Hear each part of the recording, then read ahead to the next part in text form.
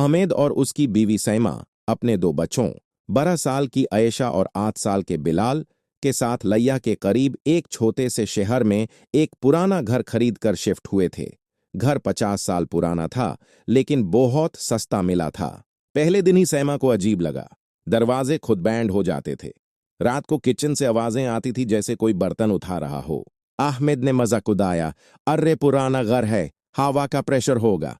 लेकिन 3 दिन बाद आयशा ने बताया कि उसके कमरे में रात को एक औरत खड़ी होती है। वो सिर्फ देखती है और फिर गायब हो जाती है। बिलाल को भी नींद में ख्वाब आते थे जिसमें एक बूढ़ा आदमी कहता था, यह घर मेरा है, यहां से जाओ। सैमा ने पड़ोसियों से पूछा।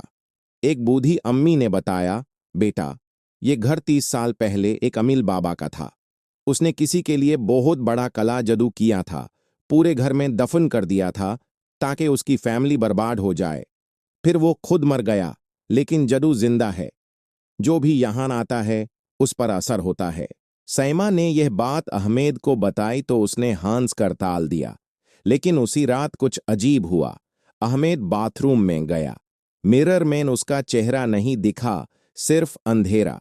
जब लाइट ऑन की तो मिरर में उसकी जगह एक और चेहरा था। आंखें लाल, दांत बाहर। वो चीखा और पीछे हटा। दोबारा देखा तो सब नॉर्मल था।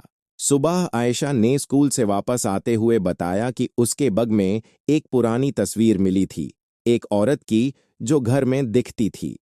तस्वीर के पीछे लिखा था, वापस आओ वरना सब बर्बाद। आमिद ने तस्वीर जलाने की कोशिश की, लेकिन जैसे ही मैच जलाया हवा ने बुझा दिया। रात को पूरा घर ठंडा हो गया, जैसे एसी फुल स्पीड पे चल रहा हो। बिलाल को बुखार चढ़ गया और वो बोलता रहा, वो औरत आ रही है, वो मुझे ले जाएगी। सैमा ने रात भर दुआ पढ़ी।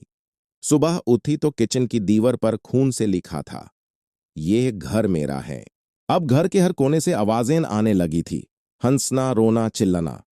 फैमिली समझ गई, ये सिर्फ भूत नहीं, कला जादू है जो पूरे घर को निगल रहा है। अहमेद ने फैसला किया कि वो अमील बाबा के बारे में ज्यादा जानने की कोशिश करेगा। पड़ोसी बूढ़े अंकल से पूछा। अंकल ने बताया कि पुराना मालिक मौलवी अब्दुल बहुत पावरफुल था। उसने अपनी बीवी के लिए जादू किया था ताकि वो कभी ना छोड़े। लेकिन जादू उल्टा पड़ गया। बीवी मर गई और मौलवी ने घर के नीचे तलिस्मत दफन किए, एक पुरानी किताब और खून से लिखे अमाल। आमिद ने घर के पीछे वाले कमरे में जमीन खोदने का सोचा। रात को सब सो गए, लेकिन सैमा को नींद नहीं आई। वो किचन गई तो गैस स्टोव खुद ऑन हो गया। उसने बैंड किया, लेकिन फिर से ऑन। अचानक लाइट्स फ्लिकर करने लगे और मिरर में वो औरत दिखी। अब वो मुस्कुराती हुई थी, लेकिन आंखें खाली। आयशा का हाल खराब हो गया। वो बोलती थी कि उसके अंदर कोई और बोल रहा है, मैं नहीं जाऊंगी, यह मेरा घर है। बिलाल को अजीब ख्वाब आने लगे, पूरा घर खून से भर जाता है। अहमद ने खोदना शुरू किया। नीचे से एक पुरानी डिब्बी मिली, अंदर किताबें सियाह थी और कुछ तालिस्मत। जैसे ही डिब्बी खोली, हवा तेज हुई और कमरा अंधेरे में डूब गया। एक आवाज आई, तून छेड़ा, अब सब मारेंगे। उस रात फैमिली के साथ बड़ा हादसा हुआ। सैमा के हाथों पर निशान बन रहे थे, जैसे किसी ने खून से लिखा हो। अहमद को सीने में दर्द हुआ और वो जमीन पर गिर पड़ा। हॉस्पिटल ले गए। डॉक्टर ने कहा हार्ट अटैक जैसा, लेकिन कोई वजह नहीं।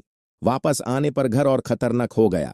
दरवाजे खुद लॉक हो जाते, विंडोज बैंड, बच्चे चिल्लाते, वो आ रही है।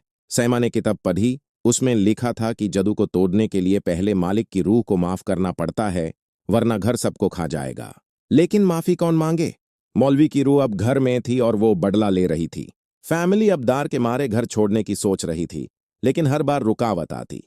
कर स्टार्ट नहीं होती, फोन डेड, बाहर का दरवाजा बैंड। अहमेद ने एक आलिम बाबा को बुला लिया। बाबा आए, घर देखा और बोले, यह कला जादू नहीं, यह सिया सया है। मौलवी ने अपनी बीवी की रूह को घर में कैद कर दिया था ताकि वो कभी न जा सके। अब रूह गुस्से में है और नए लोगों पर असर कर रही है। बाबा ने पढ़ना शुरू किया। पूरे घर में पानी छिड़का, आयात पढ़े। लेकिन जैसे ही मौलवी की तस्वीर के पास गए, तस्वीर से खून टपकने लगा। बाबा चीखे, यह रूह नहीं मानती। रात को सबसे खतरनाक हुआ। आयशा उठी, उसकी आंखें लाल थी और वो मौलवी की आवाज में बोल रही थी, तुम सब यहां मरोगे। उसने बिलाल को पकड़ा और दीवार पर पटक दिया। सैमा ने रो रो कर दुआ की। अहमद ने किताब जलाने की कोशिश की। जैसे ही आग लगी, घर हिलने लगा जैसे भूकंप आ गया हो। छत से आवाजें आने लगी जैसे कोई चिल्लाता हो। बाबा ने कहा, रूह को माफ करो वरना ये घर तुम सबको ले जाएगा। अहमद ने घुटनों के बल बैठ कर कहा, जो भी हुआ माफ कर दो, हम जा रहे हैं। लेकिन रूह नहीं मानी। उस रात साइमा को सपना आया। वो औरत उससे कहती थी, मेरा बेटा कहाँ है? सुबह पता चला कि मौलवी का बेटा बचपन में घर में ही जड़ू के वजह से मर गया था। रूह उस बेटा की तलाश में थी। फैमिली ने फैसला किया, वो रूह को बेटा दिखाने का ड्रामा करेंगे ताकि वो शांत हो जाए। फैमिली ने प्लान बनाया। अहमद ने एक बच्चे का पुराना फोटो लिया और उस पर मौलवी की बीवी की तस्वीर के साथ रखा। बाबा ने रिचुअल किया, पानी छिड़का, आयात पढ़े, दुआ की। रात को सब कमरे में बैठे। Lights off. आवाज आई, बेटा, मेरा बेटा। आयशा ने डरते हुए कहा, अम्मी, मैं आ गया। रूह दिखी। अब वो औरत नहीं, एक बूढ़ी औरत थी, आंखें आंसुओं से भरी। वो फोटो के पास आई और हाथ बढ़ाया। जैसे ही टच किया, घर हिलना बैंड हो गया। रूह ने कहा, अब मैं जा रही हूं, लेकिन याद रखना, जड़ू कभी खत्म नहीं होता। फिर वो गायब हो गई। घर नॉर्मल हो गया। सुबह फैमिली ने घर छोड़ दिया। जाते वक्त दीवार पर लिखा था, शुक्रिया। लेकिन ट्विस्ट ये, जब वो नया घर गए तो आयशा ने बताया, अम्मी, वो औरत अब भी मेरे सपने में आती है, लेकिन अब मुस्कुराती है। क्या जादू सच में खत्म हुआ या सिर्फ शिफ्ट हो गया? फैमिली अब भी डर में जी रही है।